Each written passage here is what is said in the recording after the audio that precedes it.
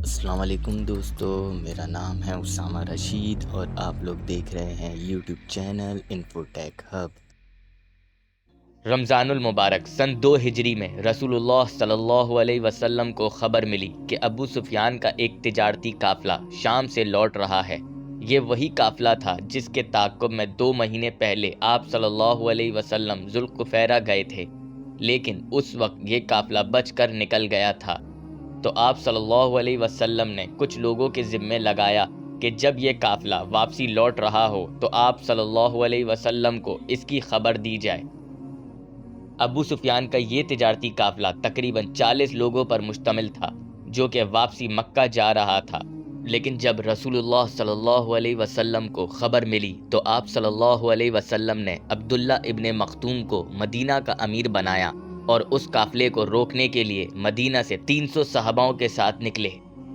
اب ہمیں ہمیشہ بتایا تو جاتا ہے کہ مسلمان جنگ بدر میں 313 تھے، لیکن اس کی وجہ یہ تھی کہ مسلمان جنگ کے ارادے سے نہیں نکلے تھے، بس مسلمانوں کا مقصد تو ابو سفیان کا تجارتی قافلہ لوٹنا تھا، اور وہ بھی اس لیے کیونکہ قریش کے سرداروں نے مسلمانوں کو مکہ سے نکال دیا تھا اور ان کے تمام مال و اسباب پر قبضہ کر لیا تھا۔ مسلمانوں کا مقصد جنگ کرنا نہیں تھا، اس لیے مسلمان خالی 2 گھوڑے لے کر گئے تھے، جس میں سے ایک گھوڑا زبیر بن عوام رضی اللہ تعالیٰ عنہ کا تھا تو دوسرا گھوڑا مقداد بن اسود رضی اللہ تعالیٰ عنہ کا تھا، اور صرف 70 اونٹ تھے، اور ہر اونٹ پر وقتاً فوقتاً 3 لوگ ہر باری سوار ہوا کرتے تھے۔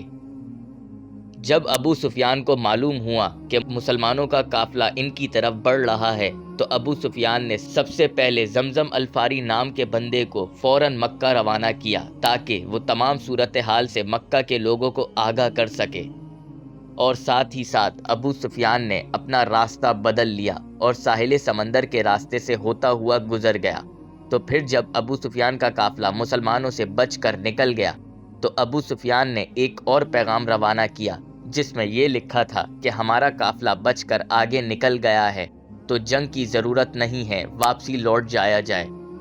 لیکن ابو جہل نے اس بات سے انکار کر دیا اور کہا ہم ایسی واپسی نہیں لوٹیں گے جب تک کہ بدر کے مقام پر 3 دن تک قیام نہ کر لیں۔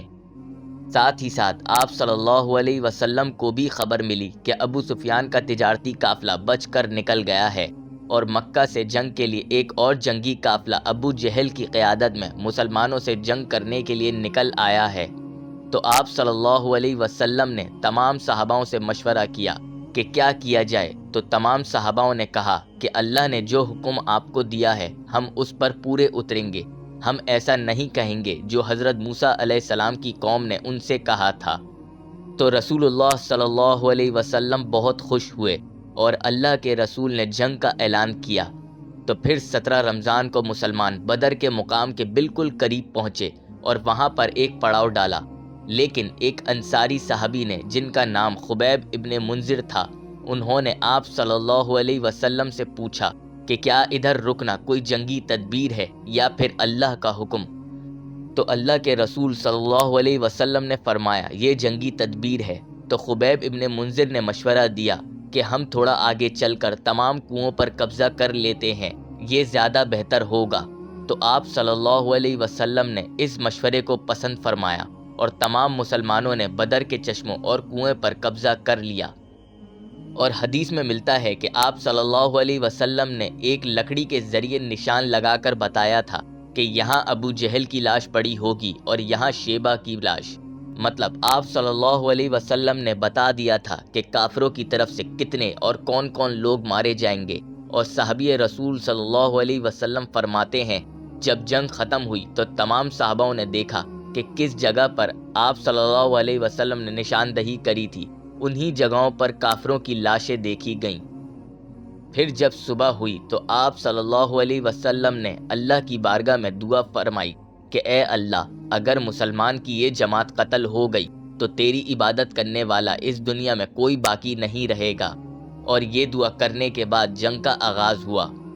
جنگ کا آغاز کچھ اس طرح ہوا کہ قریش کی طرف سے 3 لوگ آگے آئے، عتبہ بن ربیعہ، شیبہ بن ربیعہ اور ولید بن عتبہ۔ ان مقابلے میں انصار کے 3 لوگ آئے، لیکن قریش کے لوگوں نے لڑنے سے انکار کر دیا۔ اور کہا کہ مکہ کے لوگوں کو بھیجا جائے، تو پھر حضرت حمزہ رضی اللہ تعالی عنہ نے حضرت علی، عبیدہ بن حارث اور خود حضرت حمزہ سامنے مقابلہ کرنے آئے،